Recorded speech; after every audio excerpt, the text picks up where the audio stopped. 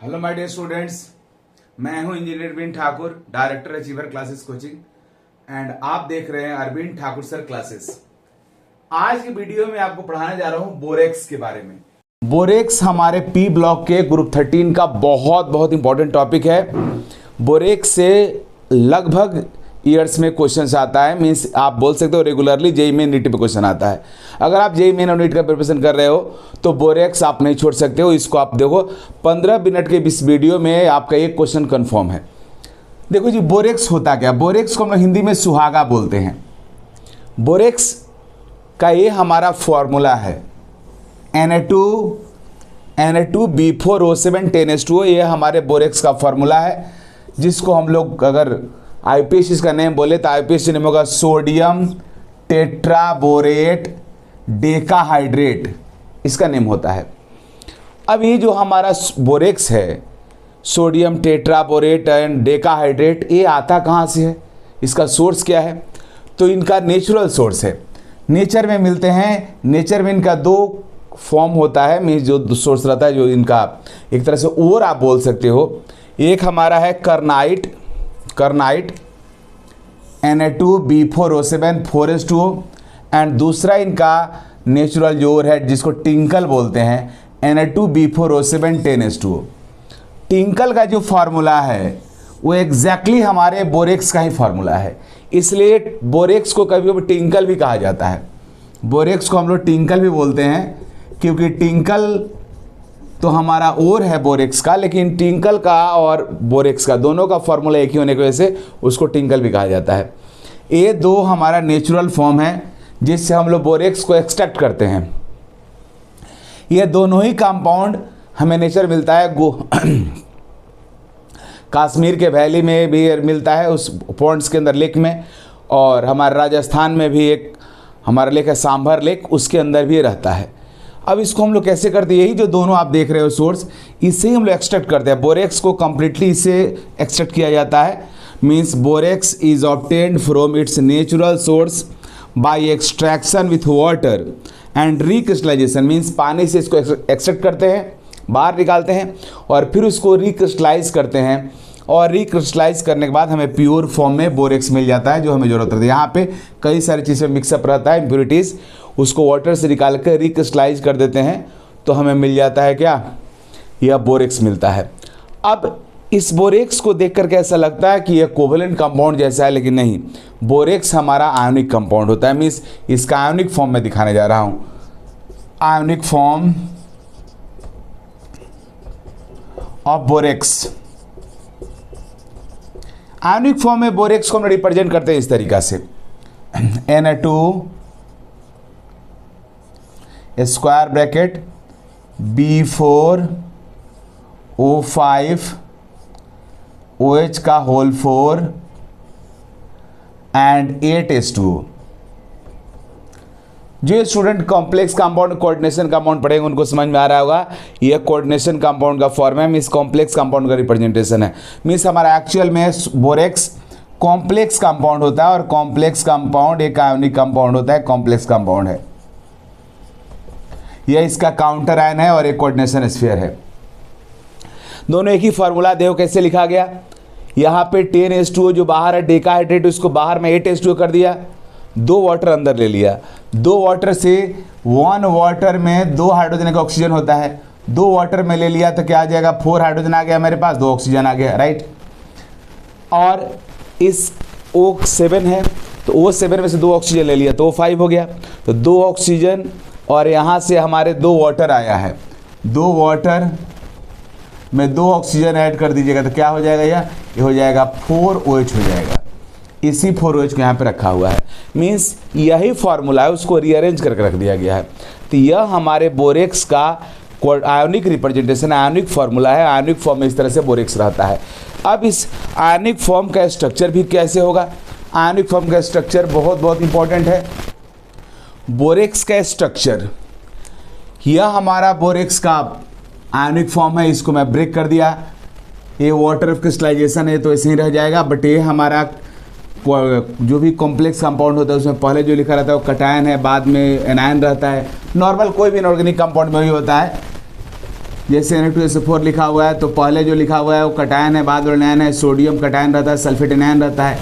ठीक उसी तरीक़ा से यहाँ भी सोडियम है वो कटायन होगा तो 2 सोडियम प्लस लिख दिया, और ये पूरा पार्ट जो हमारा है वो रेडिस पे माइनस हो जाएगा, 2 माइनस, या 2 हमारा 2 माइनस होगा। अब इसको ये जो आयनिक फॉर्म में दिखाया, इसका स्ट्रक्चर दिखा रहा हूँ। स्ट्रक्चर बहुत इंपॉर्टेंट है, आपके एग्जाम में इससे स्ट्रक्चर से रिलेटेड बहुत क्वेश्चन आता है। अब आप गौर से देखो यहाँ पे स्ट्रक्चर 2 सोडियम प्लस है यह।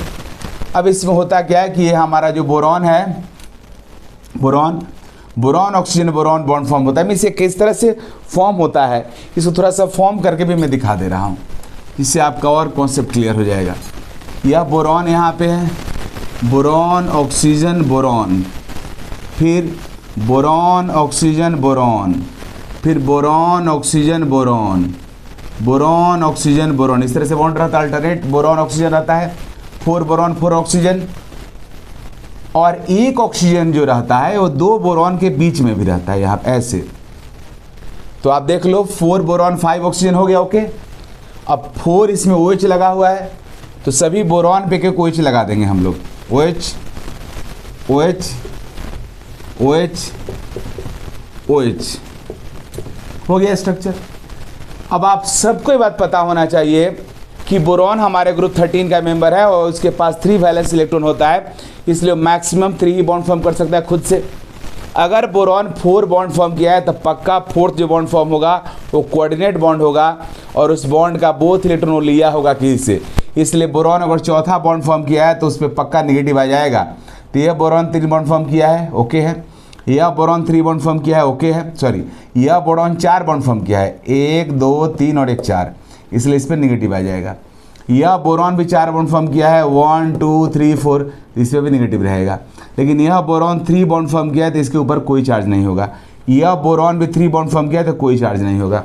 तो आप देख रहे हो जो बोरॉन आपस जो दो बोरॉन के बीच में ऑक्सीजन है उनके पास 4 बॉन्ड हो जा रहा है, इसके वजह से उन पे निगेटिव आ गया। देख लो बाहर 2 सोडियम प्लस है तो अंदर 2 बोरॉन पे निगेटिव आ गया, मीन्स निगेटिव पॉजिटिव क्या हो गया, मैनेज हो गया। ऐसे भी आयनिक कंपाउंड में कटायन पे जितना पॉजिटिव रहेगा एनायन पे उतना ही निगेटिव रहेगा। तो ये जो आयनिक पार्ट में 2 निगेटिव आपको दिख रहा है वो एक्चुअल में बोरॉन के ऊपर जो निगेटिव चार्ज है उसको ही रिप्रेजेंट कर रहा था। हमें आपको दिखा दिया कि इस कंपाउंड में मीन्स बोरेक्स में 2 बोरॉन ऐसा होता है जिस पर निगेटिव चार्ज रहता है। आपके एग्जाम में इससे क्या क्या क्वेश्चन आ सकता है, पूछेगा कि बोरेक्स में कितना बोरॉन ऑक्सीजन बोरॉन बॉन्ड होता है, तो कितना बॉन्ड होता है जी, 1 2 3 4 5। नेक्स्ट क्वेश्चन, बोरेक्स के कितना बोरॉन के पास निगेटिव चार्ज होता है, 2 1 2। बोरेक्स में कितने बोरॉन का हाइब्रिडेशन sp2 होता है, कितने का sp3 होता था। चलिए देखिए, बोरॉन जब 3 बॉन्ड फॉर्म किया तो हाइब्रिडेशन sp2 होगा, इसका sp2, इसका भी होगा sp2। बट जब बोरॉन 4 बॉन्ड फॉर्म करेगा तो हाइब्रिडेशन उसका sp3 हो जाएगा, तो इसका sp3 और इसका भी क्या हो जाएगा, sp3 हो जाएगा। तो इस तरीका से, और जो 8 वाटर है बाहर हो गया। तो इस तरीका से बोरेक्स से रिलेटेड जितना भी क्वेश्चन स्ट्रक्चर से होगा उस सबका आंसर यहाँ पे है। अगर आपको स्ट्रक्चर याद है तो आप बोरेक्स से के स्ट्रक्चर से रिलेटेड ऑल क्वेश्चंस का करेक्ट आंसर कर सकते हो। प्रॉपर्टीज ऑफ बोरेक्स, बोरेक्स का जो सबसे बड़ा प्रॉपर्टी है कि बोरेक्स हमारा क्लीनिंग एजेंट है। आगे तो मैं यूजेज बताऊंगा अभी, मीन्स इससे हम लोग क्लीनिंग का काम करते हैं। बोरेक्स का एक बहुत बड़ा इस्तेमाल आगे यूजेज में बताऊंगा तो सारी बातें बताऊंगा।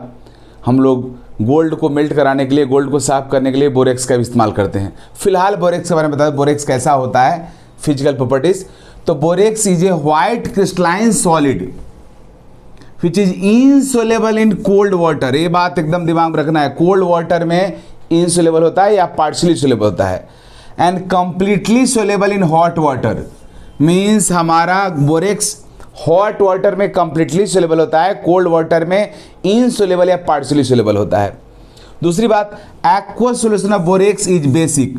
बोरेक्स का एक्वस सॉल्यूशन बेसिक होता है, क्यों, क्योंकि बोरेक्स हमारा NaOH स्ट्रॉन्ग बेस का सॉल्ट है। बोरेक्स एक्चुअल में हमारा जो है वो NaOH strong base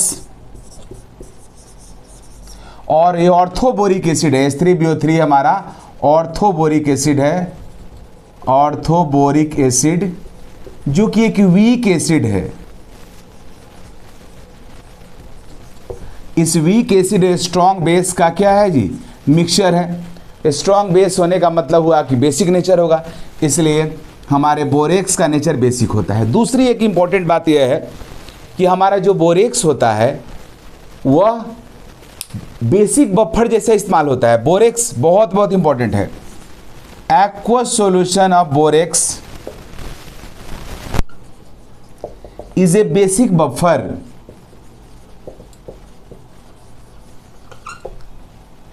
aqueous solution of borax हमारे एक बेसिक मीन्स ये हमारा बेसिक बफर नहीं, हम लोग बेसिक तो यहाँ पे बफर बोलेंगे कि हमारा जो बफर सॉल्यूशन होता है इसमें बेसिक टर्म इस्तेमाल नहीं करेंगे। हमारा बफर हुआ एक्वस सॉल्यूशन ऑफ बोरेक्स, हमारा बफर है। Aqueous solution borax is aqueous solution of borax behave as buffer solution. Buffer solution जैसा बिहेव करता है। अब बफर सॉल्यूशन जैसे कैसे बिहेव करता है तो यह क्लियर दिख रहा है आपको कि हमारे बोरेक्स के एक्वस सॉल्यूशन में स्ट्रॉन्ग बेस रहता है, मींस वीक एसिड रहता है और उसके स्ट्रॉन्ग बेस के साथ सॉल्ट रहता है। एक्वस सॉल्यूशन जो हमारा बोरेक्स का एक्वस सॉल्यूशन, इसमें रहता है NaOH, मतलब NaOH हमारा रिएक्शन कर लेता है। एक्चुअल में ये रहता है NaOH और प्लस ऑर्थोबोरिक एसिड आपस में रिएक्शन कर लेता है, तो फॉर्म हो जाता है NaBOH का होल 4। ये हमारा एक तरह से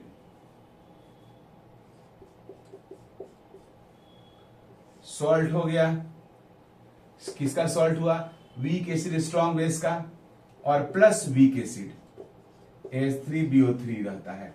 मीन्स ये हमारा ऑर्थोबोरिक एसिड, तो इसको हम लोग ऐसे भी लिख सकते हैं, H3BO3 को हम लोग BOH का होल थ्राइस भी लिखते हैं। तो ये हमारा ऑर्थोबोरिक एसिड है, यह ऑर्थोबोरिक एसिड है। ऑर्थोबोरिक एसिड जो कि एक वीक एसिड है, वीक एसिड है। यह एक स्ट्रॉन्ग बेस है।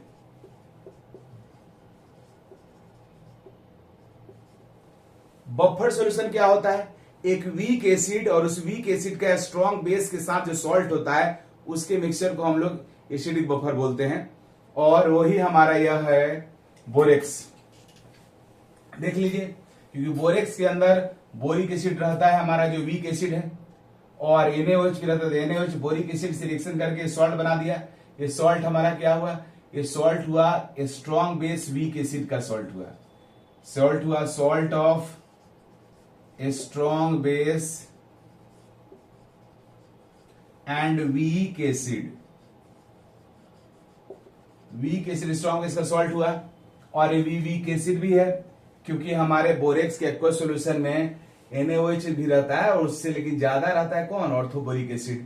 2 मोल NaOH रहता है, 4 ऑर्थोबोरिक एसिड प्रोड्यूस होता है। तो ऑर्थोबोरिक एसिड NaOH से रिएक्शन करके सॉल्ट फॉर्म कर लेता है, और कुछ ऑर्थोबोरिक एसिड प्रेजेंट भी रहता है। इसलिए बोरेक्स का जो एक्वस सॉल्यूशन होता है वह हमारा बफर जैसा बिहेव करता है। मींस बफर, क्योंकि इसके अंदर ए वीक एसिड भी है और इस वीक एसिड का स्ट्रॉन्ग बेस NaOH के साथ क्या है, सॉल्ट भी है। यही तो बफर होता है। बफर हमारा क्या है, वीक एसिड, और उस वीक एसिड का स्ट्रॉन्ग बेस का जो सॉल्ट होगा उसको हम लोग बोलते हैं एसिडिक बफर। तो aqueous solution of buffer, aqueous solution of borax behaves as acidic buffer और बफर। बोरेक्स हमारा बेसिक नेचर का होता है, इसलिए बोरेक्स के टाइट्रेशन पे क्वेश्चन देखो जी। क्वेश्चन है, how many moles of HCl required for complete titration of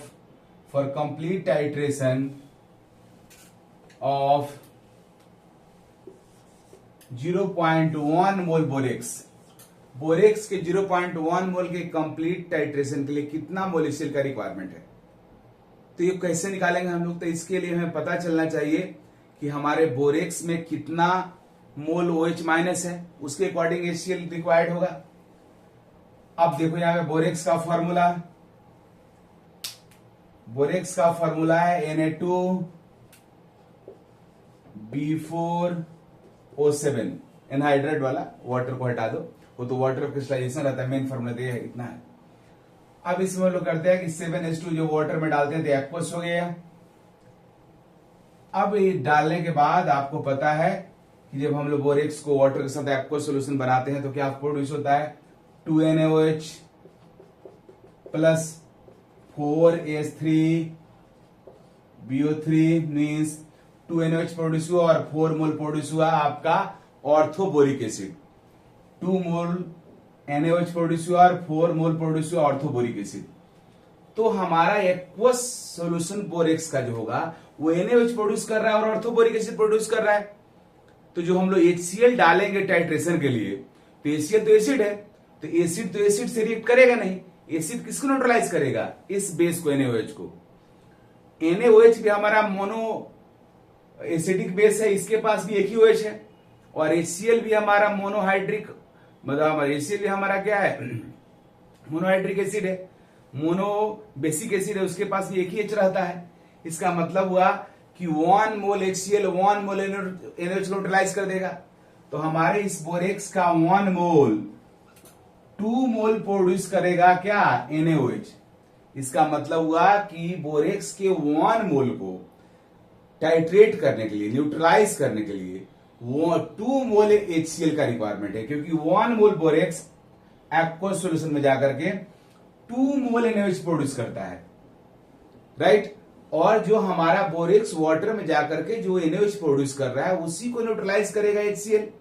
तो जितना मोल NaOH प्रोड्यूस हो रहा है उतना ही मोल HCl का रिक्वायरमेंट होगा। तो 1 मोल बोरेक्स 2 मोल NaOH प्रोड्यूस करता है, इसलिए हमें 2 मोल HCl का रिक्वायरमेंट होगा। लेकिन यहां पे चूंकि 0.1 मोल बोरेक्स है, बोरेक्स अगर 0.1 मोल होगा तो NaOH प्रोड्यूस होगा 0.2 मोल। तो HCl का रिक्वायरमेंट होगा कितना, 0.2 मोल। तो required mole of HCl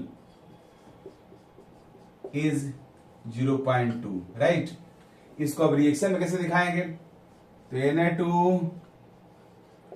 Na2B4O7 plus 7H2O plus 2HCl reaction होगा, ये 2NaOH 2HCl रिएक्शन करके 2NaCl बना देगा, साथ में 2 वाटर भी प्रोड्यूस करेगा, और ये जो 4 हमारा ऑर्थोबोरिक एसिड है वो बाहर निकल जाएगा, राइट।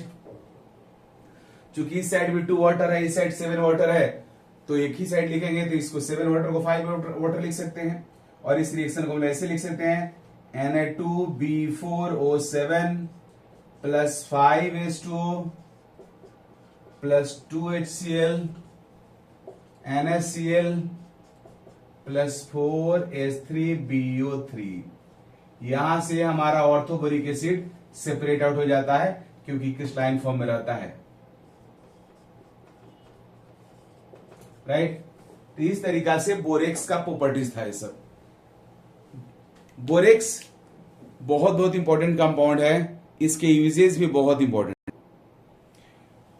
यूजेस ऑफ बोरेक्स का इस्तेमाल क्या है डे टू डे लाइफ में, तो बोरेक्स हमारा मेन क्लीनिंग एजेंट के तौर पे इस्तेमाल होता है, उससे साफ कर सकते हो कुछ, जैसे जनरली मेटल को क्लीन करने के लिए बोरेक्स का यूज करते हैं हम लोग, गोल्ड को क्लीन करने के लिए यूज करते हैं, गोल्ड को मेल्ट कराने में भी उसको यूज करते हैं बोरेक्स को।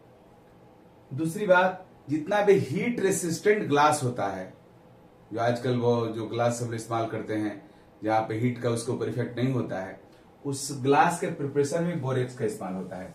बोरेक्स और ऑर्थोबोरिक एसिड दोनों को यूज करके हम लोग हीट रेसिस्टेंट ग्लास बनाते हैं, जैसे हमारा पायरक्स है, बोरोसिलिकेट है, वहां पे वो भी हीट रेसिस्टेंट ग्लास होता है, लेकिन वो हमारा बोरोसिलिकेट जो बड़ा सिलिकेट होता है वो, लेकिन बोरेक्स का इस्तेमाल करके, वहां भी बोरेक्स है, बोरॉन वहां भी होता है, इस्तेमाल होता है, तो बोरोसिलिकेट, जिसको बोरोसिल कंपनी नाम दिया है, बोरोसिल जो कंपनी है वो अपना बोरेक्स के बेसिस पे ही नाम दिया है, क्योंकि वो हीट रेसिस्टेंट ग्लास बनाती है कंपनी। ग्लास उल में फिर उसके बाद फाइबर ग्लास मीन्स फाइबर, जिस तरह से फाइबर रहता है उस तरह ग्लास हम लोग प्रिपेयर करते हैं, जिससे बहुत सारा मटेरियल बनाया जाता है। उसके बाद इसको glazing and coating to earthenwares means बहुत सारे जो बर्तन होता है, मेटल होता है, उसको स्क्रेच उस पर ना आए, इसकी वजह से उसके ऊपर इसका कोटिंग कर देते हैं। कोटिंग करने की वजह से स्क्रेच नहीं लगता है।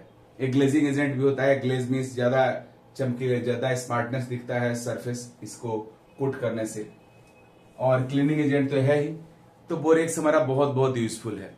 अब इसके बाद वाले वीडियो में या वीडियो में यहीं पे रोक रहा हूं, अगला वीडियो में आप पढ़ाऊंगा बोरेक्स बिड टेस्ट, जो बहुत बहुत इंपॉर्टेंट होगा। Okay, thank you.